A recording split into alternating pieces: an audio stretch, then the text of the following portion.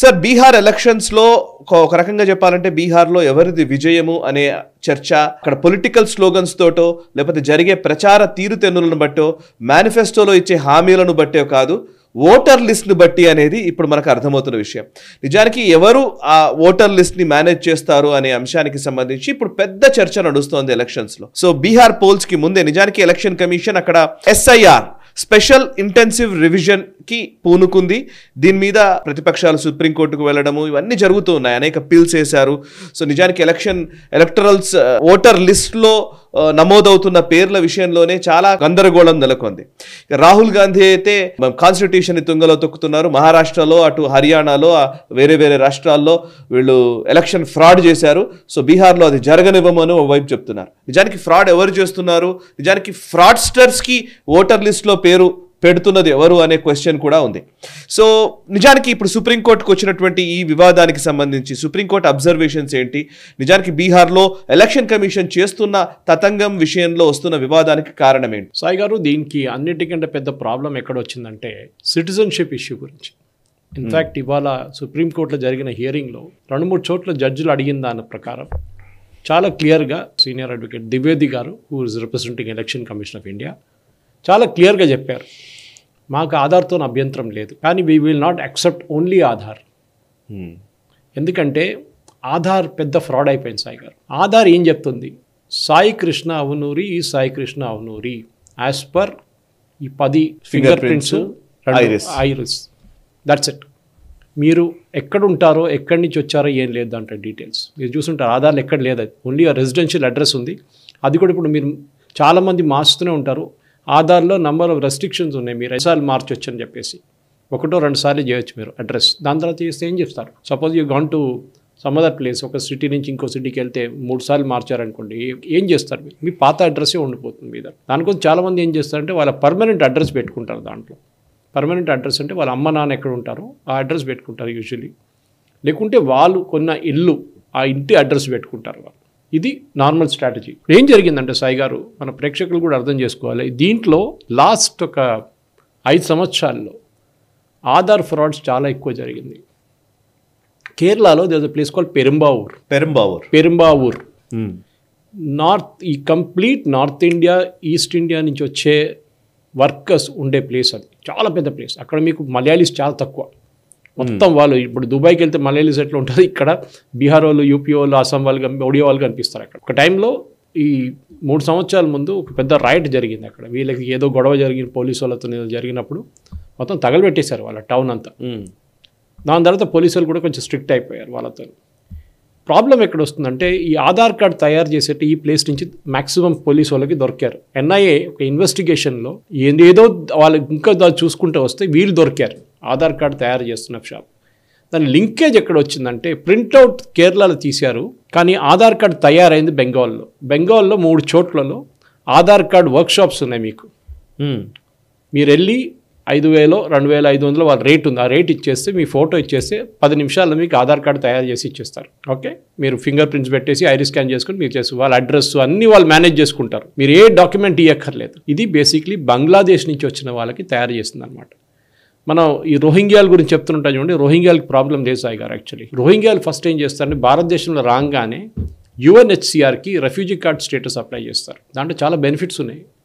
ఒక్కొక్క ఈ రెఫ్యూజీ వచ్చిన వాళ్ళకి ఫ్రీ ఫుడ్ ఇవ్వడము, డబ్బులు ఇవ్వడము అన్నీ UNHCR చేస్తారన్నమాట. మీరు ఏం చేయక్కర్లేదు, మీరు టెంట్ వేసుకొని పడుకోండి, మీకు అన్నీ తెచ్చిస్తారు వాళ్ళు. దానికోసం రోహింగ్యాలు ఇక్కడ వచ్చి ఇంత మంచిగా ఉన్నారు. సౌదీ అరేబియా వెళ్ళట్లేదు, పాకిస్తాన్కి వెళ్ళట్లేదు, ఇక్కడ వస్తున్నారు. రోహింగ్యాలు వచ్చింది మనకు అందరు తెలుసు నార్దర్న్ మయన్మార్ నుంచి. అక్కడ పెద్ద చిన్ ఆర్మీ అండ్ చాలా మటు అరకాన్ ఆర్మీ అక్కడ లోకల్ వాళ్ళ బర్మీస్ అంటే మయన్మార్ ఆర్మీతోని కొట్లాడ జరిగి అక్కడ చాలామంది చనిపోయారు. అక్కడి నుంచి చాలామంది పారిపోయి వచ్చిన వాళ్ళు రోహింగ్యా ఇష్యూ సపరేట్ పెడదాం. బెంగాలీ 1960 నుంచి 1971 వార్ దాకా వచ్చినప్పటికీ మ్యాక్సిమం నంబర్ ఆఫ్ బంగ్లాదేశీస్ భారతదేశంలో ఎంటర్ అయిపోయారు.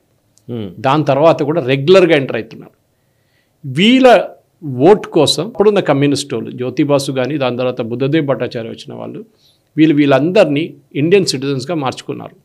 వీళ్ళు ఇండియన్ సిటిజన్స్ కాదు, మార్చుకున్నారు వాళ్ళు. దాని తర్వాత ఏం చేశారంటే మమతా బెనర్జీ వచ్చినప్పుడు అది ఫ్యాక్టరీ ఇంకా పెద్ద చేసింది ఆమె. ముషీదాబాద్, మాల్డా చాలా మటుకు ఏరియాస్ మీకు తెలుసు. అక్కడక్కడ జరిగిన గొడవలు మొన్న జరిగిన దాంట్లో కూడా ముస్లిం మెజారిటీ అయిపోయింది. ఇప్పుడు బెంగాల్లో ఆల్మోస్ట్ మోర్ దెన్ హాఫ్ ముస్లిం మెజారిటీ. ఇప్పుడు దానికోసం బీజేపీ అక్కడ మ్యాక్సిమం ఒక లిమిట్ దాకానే ఎలక్షన్లో ఓటు గెలుస్తున్నారు. దాని తర్వాత వాళ్ళు ముందుకు వెళ్ళారు. కేరళ లాగానే something very similar to Kerala, especially northern Kerala. ఈ పరిస్థితుల్లో ఎలక్షన్ కమిషన్ ఏమనంటే మాకు ఆధార్ కార్డుతో నడవదు. ప్రాబ్లం ఎక్కడ వచ్చిందంటే, నేను ఒక ఎగ్జాంపుల్ ఇస్తాను సాయి గారు. నిన్న రాత్రి ఆజ్ తక్లో వచ్చింది, నేను చెప్పట్లేదు, విత్ ప్రూఫ్ వాళ్ళు చూపించారు. నిన్న రాత్రి కిషన్ గంజ్ అని చెప్పి బీహార్లో ఒక ప్లేస్ ఉంది. అక్కడ ఆలోచించండి, బీహార్ వెస్ట్ బెంగాల్ పక్కన ఉండే ముందు, జార్ఖండ్ డివైడ్ అయ్యే ముందు, కంబైన్డ్ స్టేట్ ఉన్నప్పుడు కిషన్ గంజ్లో 68% ముస్లిం పాపులేషన్. బీహార్ మొత్తం తెలియదు. అంటే వాళ్ళందరూ ఒక స్కీమ్గా వచ్చి అక్కడ సెటిల్ అయిపోయారు. దాన్ని మా కేరళలో ల్యాండ్ జిహాద్ అని చెప్తాం. వాళ్ళు ఏం చేస్తారంటే ఫస్ట్ వచ్చి ఒక ఇల్లు కొనుక్కుంటారు, దాని తర్వాత పక్కన ఉన్న ఇల్లు కొనుక్కుంటారు, దాని తర్వాత పక్కన ఇల్లు కొనుక్కుంటారు. ఎవరో ఇల్లు అమ్మడానికి రెడీగా లేరో వాళ్ళకి డబుల్ అమౌంట్ ఆఫర్ చేస్తారు. కానీ వాడు వచ్చింది లుంగి కట్టుకొని వస్తాడు, కానీ ఇచ్చేది డబ్బులు కోట్లు ఇస్తాడు మీకు. ఎందుకంటే ఇదంతా హవాలపై నడుస్తుంది, ఇది నడిపిస్తున్న వాళ్ళు ఇంకో వెనక నుంచి అన్నమాట. వాళ్ళకి ల్యాండ్ కావాలి అక్కడ. ఆ ప్లేస్లో మొత్తం వాళ్ళ పాపులేషన్ వస్తే వాళ్ళ అడ్మినిస్ట్రేషన్ వాళ్ళ చేతిలో ఉంటుంది, అక్కడున్న పంచాయతీ వాళ్ళ చేతిలో ఉంటుంది, అక్కడున్న కమిషనర్ వాళ్ళ చేతిలో ఉంటారు, అక్కడున్న గవర్నమెంట్ కూడా వాళ్ళ చేతి కింద వచ్చేస్తారు. నిన్న ఆజ్తక్లో చూపించిన ఆ ప్రోగ్రాంలో కాన్స్టిట్యుయెన్సీ 4 డిఫరెంట్ లొకేషన్స్ ఏం చూపించారంటే, ముస్లిం పాపులేషన్ 63% ఉన్న ప్లేస్లో ఆధార్ కార్డ్ పర్సంటేజ్ వైజ్ అంటే 100 మంది ఉన్న ప్లేస్లో 100 ఆధార్ కార్డులే ఉండాలి కదా సాయి గారు. 130 నుంచి 160 ఆధార్ కార్డులు ఉన్నాయి. 100 మంది ఉన్న దగ్గర 160 ఉన్నాయి. 160 ఉన్నాయి. ఎక్కడి నుంచి వచ్చింది సాయి గారు? ఎక్కడి నుంచి వచ్చారు? కరెక్ట్. సో న్యాచురలీ ఈ ఆధార్ కార్డ్ ఎవరు ఇష్యూ చేశారు? ఈ ఆధార్ ని బట్టి ఓటర్ ఐడి ఇస్తారు. అది ఇవ్వకూడదు. ఓటర్ ఐడి అంటే మీ మొబైల్ ఫోన్ సిమ్ కార్డ్ ఇస్తారు, అన్ని అంటే అన్ని ఇస్తారు. బీహార్ మొత్తం ఒక్కడు 2 మెయింటైన్ చేస్తున్నాడు అని అర్థం. అది కూడా కాదు, మీరు అన్ని బెనిఫిట్స్ కూడా తీసుకుంటున్నారు. ఫర్ ఎగ్జాంపుల్ కిషన్ గంజ్లో 68% ముస్లిం పాపులేషన్, 126% ఆధార్ కార్డులు ఉన్నాయి. అంటే 100 మంది కన్నా ఎక్కువ 26 మందికి ఆధార్ కార్డులు ఉన్నాయి అన్నమాట. అక్కడ 68 Muslim population. Katihar again Bihar 44% ముస్లిం పాపులేషన్, 123% ఆధార్ కార్డులు. అరియాలో 43% ముస్లిమ్స్, అక్కడ 123% ఆధార్ కార్డులు. పూర్ణియా మీరు అక్కడ వస్తే కూడా 38% ముస్లిమ్స్, కానీ 121% ఆధార్ కార్డు. కానీ మీరు బీహార్ మొత్తం తీసుకుంటే సాయి గారు, కంప్లీట్ బీహార్ తీసుకుంటే 18% ముస్లిమ్స్ పాపులేషన్ ఉన్నప్పుడు టోటల్ ముస్లిం పాపులేషన్, బీహార్ యావరేజ్ ఆధార్ కార్డులు 94. అంటే 100 మందిలో 94 మందికే ఆధార్ కార్డులు ఉన్నాయి. మీరు అడగవచ్చు అదెట్లా అని. ఎందుకంటే below 5 years old Aadhaar card issue చేయరు వాళ్ళు. పాపులేషన్ తీసుకుంటే 100 to 100 ఆల్మోస్ట్ వస్తుంది. బహుశా 98 ఉండొచ్చు. ఎందుకంటే ఆల్మోస్ట్ అందరికీ ఆధార్ కార్డులు వచ్చేస్తాయి, జెన్యున్ ఇండియన్స్కి, బంగ్లాదేశ్లు కాదు నేను చెప్పింది. అప్పుడు ఇక్కడ వచ్చింది సాయి గారి ప్రాబ్లం.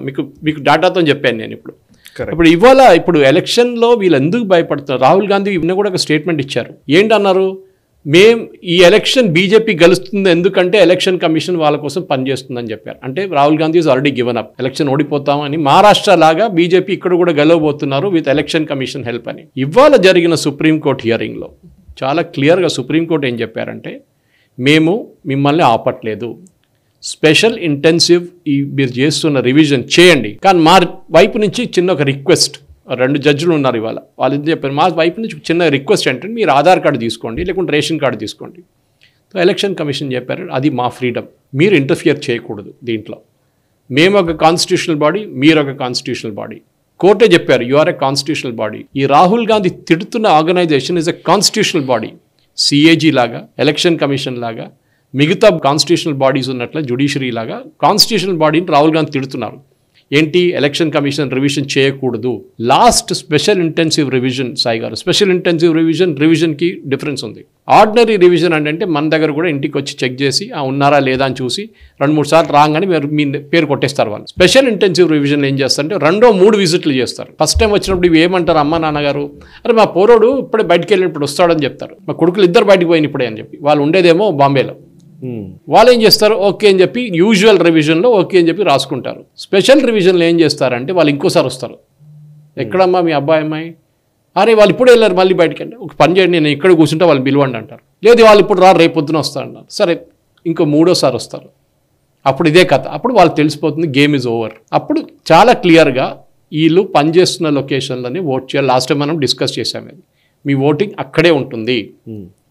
ప్రాబ్లం ఎక్కడ వస్తుందంటే వీళ్ళు అక్కడ రిజిస్టర్ చేసుకుంటారు పొలిటికల్ పార్టీ. ఫర్ ఎగ్జాంపుల్ నేను కేరళలో నేను చెప్పిన పాపులేషన్ చూడండి, పెరుంబావూరు కానీ మిగతా కేరళలో మినిమం ఒక 20 నుంచి 30 లక్షల మంది బీహార్, యూపీ, అస్సాం, ఒడిశా నుంచి వచ్చిన వాళ్ళు ఉన్నారు. వీళ్ళందరూ అక్కడ ఓటర్లు అయిపోయారు.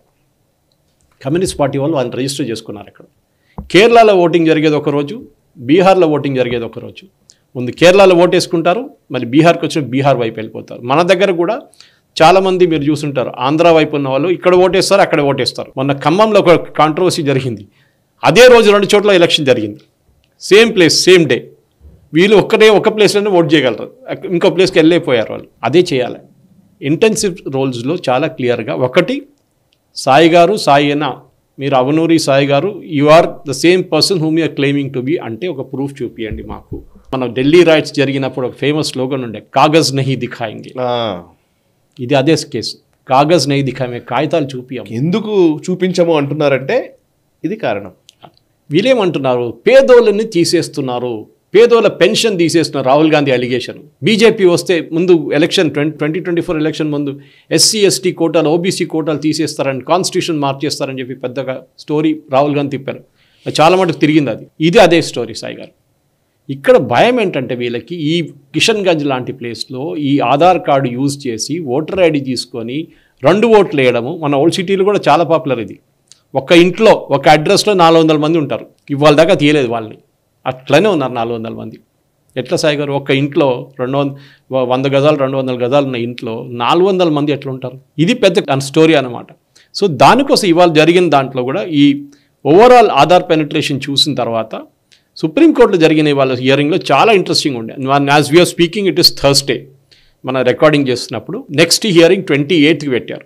ఇది ఏం చెప్పారంటే సుప్రీంకోర్టులో ప్రిలిమినరీ ఆబ్జెక్షన్ అభిషేక్ మను సింఘ్వి, కపిల్ సిబ్బల్, బృందా గ్రోవర్ వీళ్ళదంతా ఏంటంటే ఈ జరగకూడదు, ఈ రివిజన్ చేయకూడదు, ఎలక్షన్ వస్తుందని చెప్పి వీళ్ళు చేస్తున్నారు, చాలా మందిని ఓటర్ లిస్ట్ నుంచి తీసేస్తున్నారు. ఎలక్షన్ కమిషన్ అని చెప్పి అంటే as of day before yesterday అంటే ట్యూస్డే సాయంత్రం దాకా, వెనస్డే మార్నింగ్ దాకా 53% నుంచి 64% దాకా మాకు ఫామ్స్ వచ్చేసినాయి. వీళ్ళు ఏం చేస్తారంటే సాయి గారు ఫామ్స్ ఇచ్చారు అందరికీ, మీ పేరు రాయండమ్మా, లేకుంటే వాలంటీర్స్ ఉన్నారు, పార్టీ వాలంటీర్స్ ఉన్నారు, లక్షల మంది వాలంటీర్స్ని పెట్టారు పార్టీ వాళ్ళు ఫామ్స్ ఫిలప్ చేయడానికి. ఫామ్ ఫిలప్ చేసి మీ సంతకం లేకుండా మీ థంబ్ ఇంప్రెషన్ పెట్టండి. ఫామ్లో మీ డీటెయిల్స్, మీ పేరు, మీరు ఎక్కడ ఉంటారో మీ అడ్రస్ అంతా, మీ వాయిస్ అంతా, ఆ డీటెయిల్స్ అని ఇస్తారు. ఆధార్ కార్డ్ నెంబర్ కూడా పెడతారు కావాలంటే. సాయి గారు ఇక్కడ పెద్ద క్యాచ్ ఉంది దీంట్లో. ఒకసారి మీ సంతకం పెడితే you agreed that data is correct. అంతే. వీళ్ళు అర్థం చేసుకుంటలేరు, పొలిటికల్ పార్టీ లీడర్స్ కానీ ఈ వాలంటీర్స్ అర్థం చేసుకో ఎందుకు ఫామ్ ఆన్లైన్ అప్లోడ్ చేస్తున్నారు. ఇదంతా స్కాన్ చేసి ఆన్లైన్ అప్లోడ్ చేసేస్తున్నారు ఎలక్షన్ కమిషన్. డేటా క్లీనప్ చేస్తున్నారు. సో ఇవాళ జరిగిన హియరింగ్లో కూడా చాలా క్లియర్గా సుప్రీంకోర్టు ఏం చెప్పారంటే మీ special intensive revision is valid as per constitution. Election కమిషన్కి అధికారం ఉంది. Justice Sudhanshu Dhulia and justice Joymala Bagchi వీళ్ళిద్దరు వాళ్ళ కేసు విన్నారు. వాళ్ళు స్టే ఆర్డర్ ఇవ్వలేదు, ఇంటరిమ్ ఆర్డర్ కూడా ఇవ్వలేదు. వాళ్ళొక అబ్జర్వేషన్ చేసి పక్కన పెట్టేశారు దాన్ని. 28కి నెక్స్ట్ హియరింగ్ వస్తుంది. ఇంకొక బెంచ్ ముందు రావచ్చు బహుశా, అది ఈ ఎక్స్ప్లెనేషన్ కాదు. దీంట్లో ఒక్కటే వీళ్ళు రిక్వెస్ట్ ఏం చేశారని చూడండి ఒకసారి, please if you can accept Aadhaar and ration card. మేము చూస్తామని చెప్పి ఎలక్షన్ చెప్పింది. Nothing, no confirmation has been given by election commission. తో ఈ 2 ఇంక్లూడ్ చేస్తే మళ్ళీ పిటిషనర్స్ మళ్ళీ ఫేక్ ఆధార్ కార్డులు, రేషన్ కార్డు తయారీకి ఎక్కువ పట్టదు. మీరు చూసుంటారు ఇవాళ వచ్చిన డేటాలో ఆల్మోస్ట్ 80% మంది 85% మంది స్టేట్లో రేషన్ కార్డులు ఉన్నాయంట, తెల్ల రేషన్ కార్డులు. హైదరాబాద్లో 85 లక్షల కార్లు, 2 వీలర్లు, 3 వీలర్లు ఉంది సాయి గారు. బిలో పావర్టీ లైన్ వాళ్ళు ఇది ఎట్లా కొన్నారు మీరు ఆలోచించండి. మీరు డేటా మ్యాచ్ చేస్తే చాలు, మీ ఆధార్ కార్డ్, మీ పాన్ కార్డ్ అండ్ మీ రేషన్ కార్డ్ ఉన్న డీటెయిల్స్ మ్యాచ్ చేస్తే స్టేట్ గవర్నమెంట్కి 30 నుంచి 40% మంది ఫేక్ కార్డ్స్ తయారవుతారు, రేషన్ కార్డ్స్. కానీ ఓట్లు కావాలి. దానికోసం ఇన్స్పెక్షన్కి వచ్చినప్పుడు, పేదోళ్ళ ఇంటికి ఇన్స్పెక్షన్కి వచ్చిన ఏం చేస్తారు, వాళ్ళు ఫ్రిడ్జ్, టీవీ అంతా తీసి ఇంకో చోట్ల పెట్టేస్తారు. కొంతమంది ఒక వెడ్డింగ్ హాల్ తీసుకున్నారు, మా వైపు పెద్దగా ఫంక్షన్ హాల్ తీసుకొని వీళ్ళ ఇన్స్పెక్షన్కి వస్తాను ముందే చెప్పేసిండ్రు, ఇదన్నీ తీసి అక్కడ పెట్టిండు. వాళ్ళు వచ్చి ఫోటో తీసుకుని వీళ్ళ ఇంట్లో ఏం లేదమ్మా పాపం చాలా పేదవాళ్ళు అని చెప్పేసి వాళ్ళు వెళ్ళంగానే మొత్తం అన్నీ తీసుకొచ్చి మళ్ళీ పెట్టుకున్నారు. ఇది నడుస్తుంది అనమాట. సో ఎలక్షన్ కమిషన్ ఏం చెప్పారంటే లిస్ట్ ఆఫ్ డాక్యుమెంట్స్ 11 డాక్యుమెంట్స్ అడిగాం మేము. మీరు 11 కూడా మీద లేదంటే then there is a problem. మీరు ఇవ్వండి. మీరు అప్పుడు కూడా మీ అప్లికేషన్ ఫిలప్ చేసి మా సెకండ్ టైం మేము వస్తాం కదా మీ దగ్గర, అప్పుడు మీ డాక్యుమెంట్స్ గురించి మీద ఇంకా కనుక్కుంటాం. వీళ్ళంటున్నారు మేము పుట్టినప్పుడు మాకు హాస్పిటల్లో రిజిస్ట్రేషన్ లేదు, ఎక్కడ రిజిస్టర్ చేయలేదు, డేట్ ఆఫ్ బర్త్ ప్రూఫ్ లేదు. సరే లేదా మీరు చదువుకున్నారో? చదువుకోలేదండి, మేము 2nd క్లాస్ 3rd క్లాస్ అయితే చదువుకున్నాం. 10th క్లాస్ సర్టిఫికేట్ ఉంటే అది డేట్ ఆఫ్ బర్త్ సర్టిఫికేట్ అయిపోతుంది. మా చాలామందికి అదే డేట్ ఆఫ్ బర్త్ సర్టిఫికేట్. ఇంకోటి చాలా డాక్యుమెంట్స్ ఇచ్చారు అట్లా, బ్యాంక్ స్టేట్మెంట్, మీకు ఇచ్చిన ఫార్మర్ కార్డ్స్, లేకుంటే మీకు ఇచ్చిన మన్రేగా కార్డ్స్, ఏం లేదంట వాళ్ళ దగ్గర. కానీ తీయద్దు మళ్ళీ. ఏం లేకుండా మీరు ఎట్లా వచ్చారండి ఇక్కడికి? మీరు ఆధార్ కార్డు ఎట్లా తీసుకున్నారు? మీరు రేషన్ కార్డు ఎట్లా తీసుకున్నారు? మీరు ఏదో ప్రూఫ్ ఇచ్చే కదా తీసుకున్నారు. అది మీ రెసిడెన్స్ ప్రూఫ్ అయితే 100% చూపించాలి. మీకు రెసిడెన్స్ ప్రూఫ్ ఎక్కడి నుంచి వచ్చింది? అది లేదు. నేను బీజేపీ వాళ్ళని కూడా తప్పు పడతాను సార్.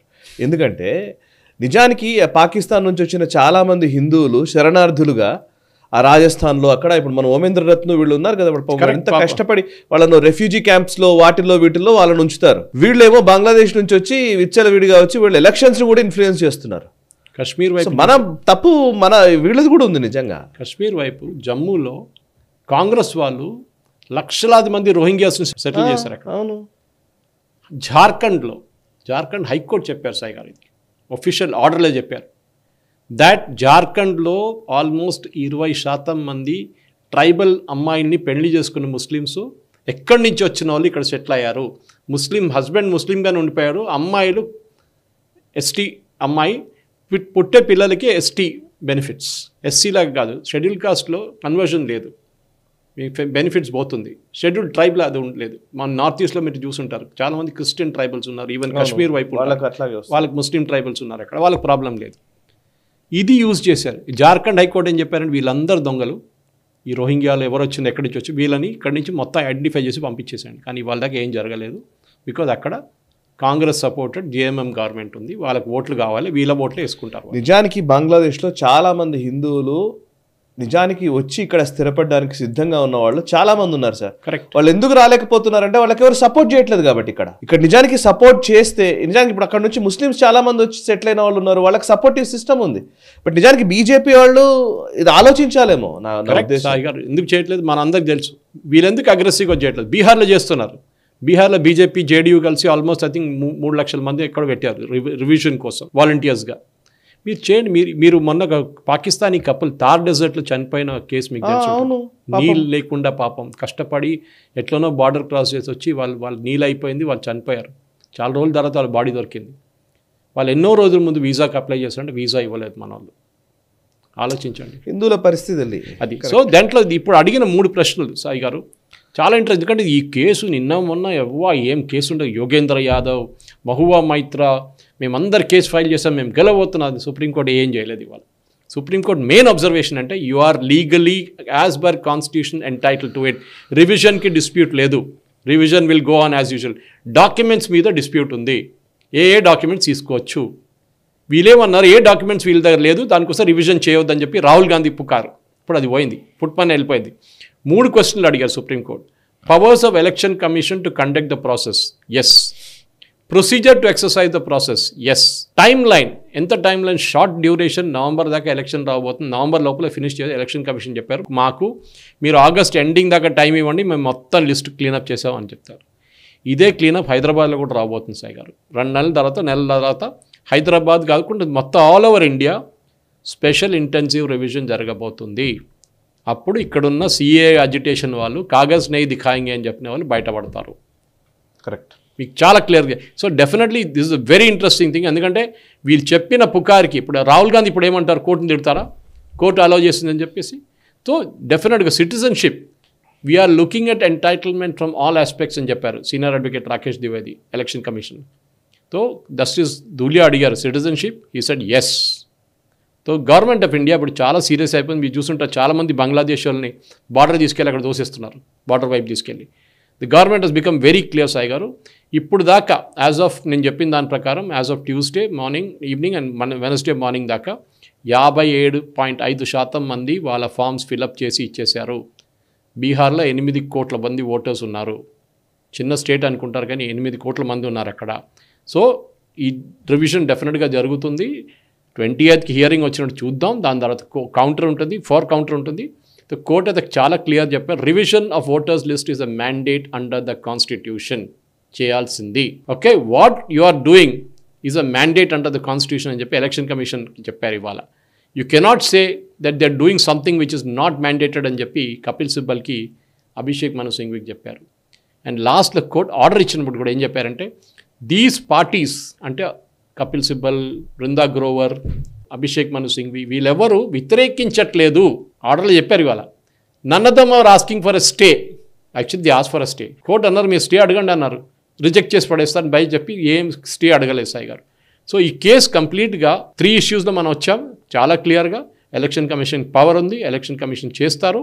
ఇంకా ఒక 16 రోజుల్లో వాళ్ళు ఏమంటున్నారంటే మొత్తం కంప్లీట్ 100% బీహార్ది ఎలక్షన్ అయిపోతుంది. దాంట్లో మినిమం 10 నుంచి 15% మంది ఫేక్ ఓటర్లు తయారవుతారు బయటికి. ఆ డీటెయిల్స్ మీరు ఒకసారి మొత్తం డేటా కీ చేసిన తర్వాత మీరు అనలైజ్ చేయొచ్చు. ఇప్పుడు ఏమవుతుందంటే ఈ హైదరాబాద్లో ఏ పార్టీ పవర్లు ఉన్నారో వాళ్ళు గవర్నమెంట్ ఎంప్లాయీస్ వాడుకుంటారు ఈ ఎన్యూమరేషన్కి. వాడు కావాలని చెప్పి కొన్ని అపార్ట్మెంట్కి అసలు రారు, మీరు చూసుంటారు. ఈ అపార్ట్మెంట్ వాళ్ళందరూ హయ్యర్ మిడిల్ క్లాస్, వీళ్ళు ఓట్ అయ్యారు, వేస్తే కూడా గవర్నమెంట్ వ్యతిరేకంగా ఇస్తారని చెప్పి మొత్తం అపార్ట్మెంట్ బాయ్కౌట్ చేసేస్తారు వాళ్ళు. అందరు అయిపోయింది, నోబడీ ఈజ్ దేర్ అని చెప్పి రాసి పెట్టేస్తారు. మీకు ఆన్లైన్ ఆప్షన్ ఇచ్చినప్పుడు ఆ ఆప్షనే లేదు, మీరే ఫిలప్ చేసుకోవచ్చు. దాన్ని ఓన్లీ చెక్ చేయాల్సి ఉంది. మన దగ్గర బిఎల్ఓ లెవెల్లో ఉంటుంది, బ్లాక్ డెవలప్మెంట్ ఆఫీసర్. బీహార్లో కూడా అంతే, బిఎల్ఓ డిసైడ్ చేస్తారు, బిఎల్ఓ రిజెక్ట్ చేస్తారు, లేకుంటే పెట్టుకుంటారు.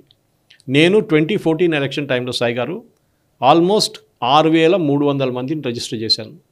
3 రిజెక్ట్ అయినాయి. ఆన్లైన్ చేశాను. అప్పుడు think Bhanwarlal Jain was the election commissioner. వెళ్ళి కలిసి స్టేట్ ఎలక్షన్ కమిషనర్ రిక్వెస్ట్ పెట్టాను. నా ఐపీ అడ్రస్ నుంచి యూజువలీ ఒక ఐపీ అడ్రస్ నుంచి 5 కన్నా 10 కన్నా ఎక్కువ వచ్చేస్తే వాళ్ళ ఐపీ బ్లాక్ చేసేస్తారు, మీరు రిజిస్టర్ చేయలేరు. అడిగితే స్పెషల్ పర్మిషన్ ఇచ్చారు. ఈ ఐపీ అడ్రస్ నుంచి you can file as many as you want అని చెప్పి ఒక 10 ల్యాప్టాప్లు వాళ్ళ ఐపీ అడ్రస్తో సహా ఇచ్చేసాను అనమాట. ఇది జరగాల్సింది. ఇప్పుడు ఇక్కడున్న బీజేపీ వాళ్ళు, మీరు చెప్పింది కరెక్ట్, ఇక్కడున్న బీజేపీ వాళ్ళు దీనికి తయారీ ఇప్పుడే మొదలు పెట్టాలి. రామచంద్రరావు గారు కానీ ఎవరైనా, ఇప్పుడు స్టేట్ ప్రెసిడెంట్ ఆయన ఉన్నారు కదా, రామచంద్రరావు గారు బ్లాక్ డెవలప్మెంట్ ఒక్కొక్క ఏరియాలో ఉన్న కాన్స్టిట్యున్సీలో బూత్ వైస్ వాళ్ళ ఓటర్ని అడిగి డాక్యుమెంట్స్ రెడీగా పెట్టుకోమని చెప్పండి. వాళ్ళు వచ్చినప్పుడు అప్పుడు పరిగెత్తడం కాదు లాస్ట్ మినిట్లో అని చెప్పాలి సాయి గారు.